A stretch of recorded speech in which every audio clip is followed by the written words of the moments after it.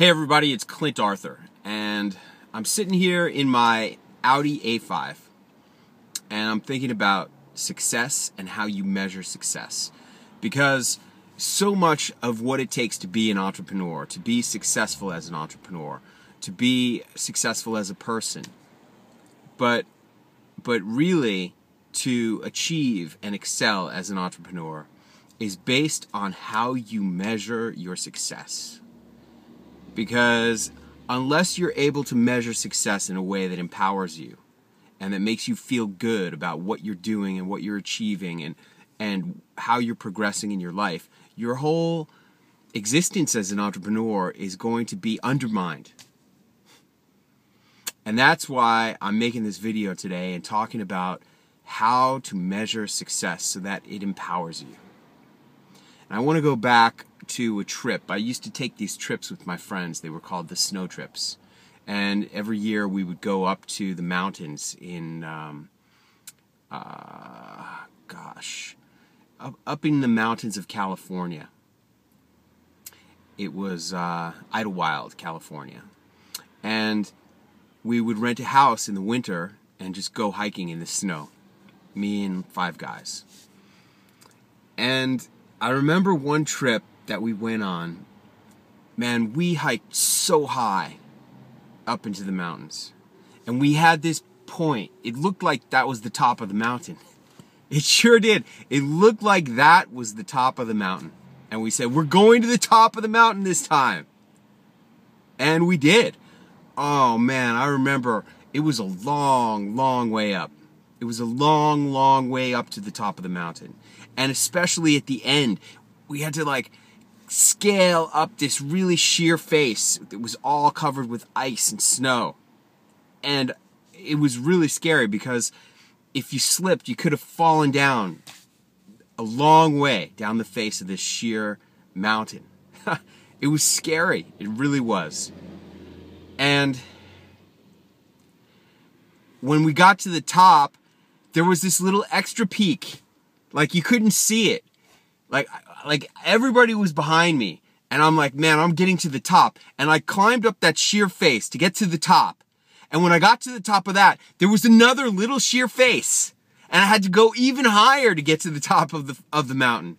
And I did. And when I got to the top of that second sheer face of the mountain, you know what was there? It was a huge valley. Huge. And on the other side of the valley was even more mountains, even higher.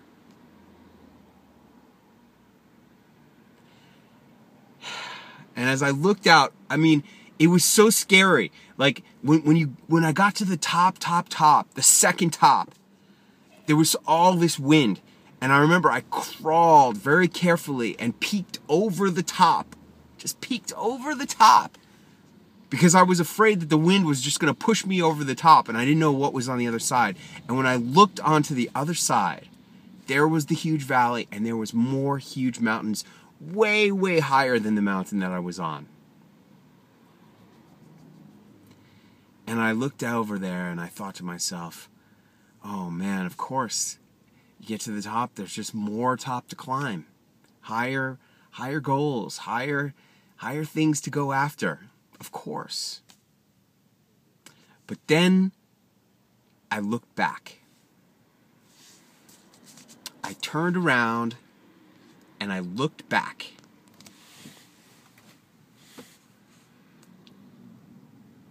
And I looked at the giant mountain that was beneath me. All the huge hills and trees, giant plains of snow that were down below us. And the house we rented, which was down at the bottom of the mountain, couldn't even see it. It was completely like a dot. We had come so far to get up to the top of the mountain. Now, which one do you think felt better? Which one do you think was the true reflection of everything that I had done that day? Which one do you think made me feel bigger, and which one do you think made me feel smaller? Which one gave me more satisfaction and which one inspired dissatisfaction and instilled dissatisfaction?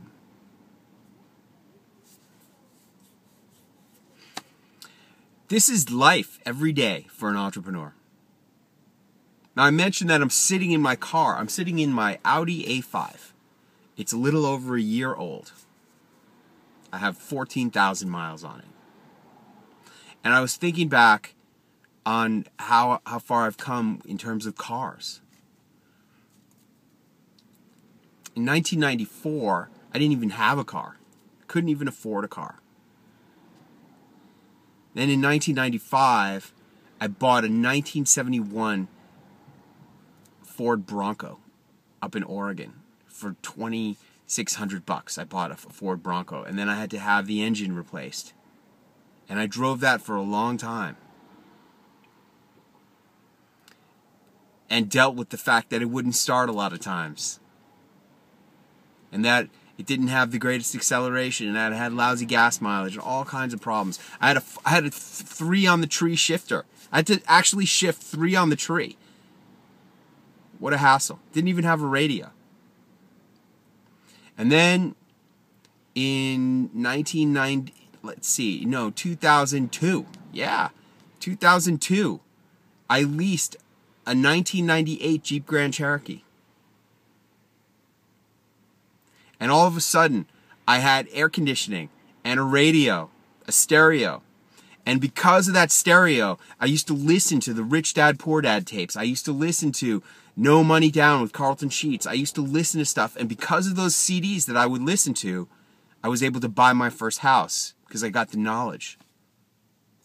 And it was only a few years later.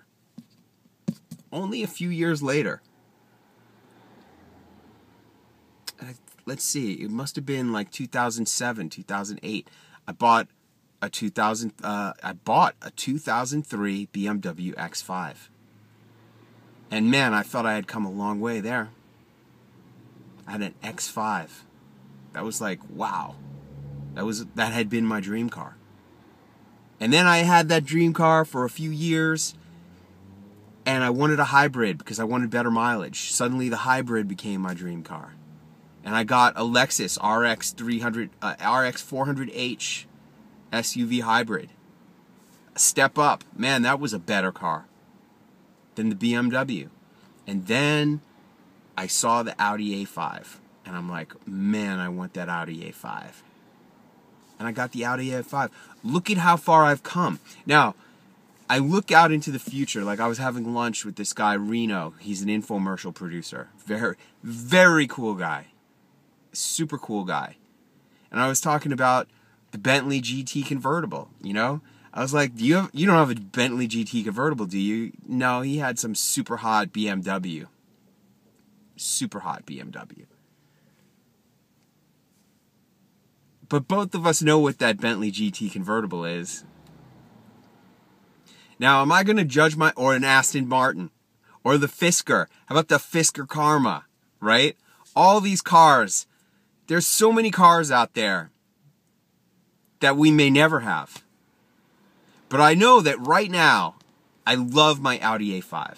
I love it, I love it, I love it. And when I look back over that Ford Bronco that I had, I am so impressed with how far I've come in just a few short years to go from not being able to afford a car to having this. A no compromises vehicle. And that's the way that we have to measure success. We have to measure success in how far we've come, in how happy we are now. Not in the ideal, not looking out to the things that we may never have. Just be grateful for what we do have and for how far we've come. And if you're an entrepreneur, and if you want to be happy, and if you want to feel successful and satisfied and fulfilled in your life, I strongly suggest that you take Clint Arthur's advice. Because Clint Arthur equals entrepreneur. And I am completely dedicated to helping entrepreneurs to have more freedom, power, and adventure in their lives. And if you're an entrepreneur and you want more freedom, power, and adventure in your life, I strongly suggest that you measure your success based on how far you've come and how happy you are right now. Thanks for watching. Please subscribe if you like this video. My videos are all about helping entrepreneurs to have more freedom, power, and adventure in their lives. And I'm hoping that I can help you to have that too. Thanks for watching.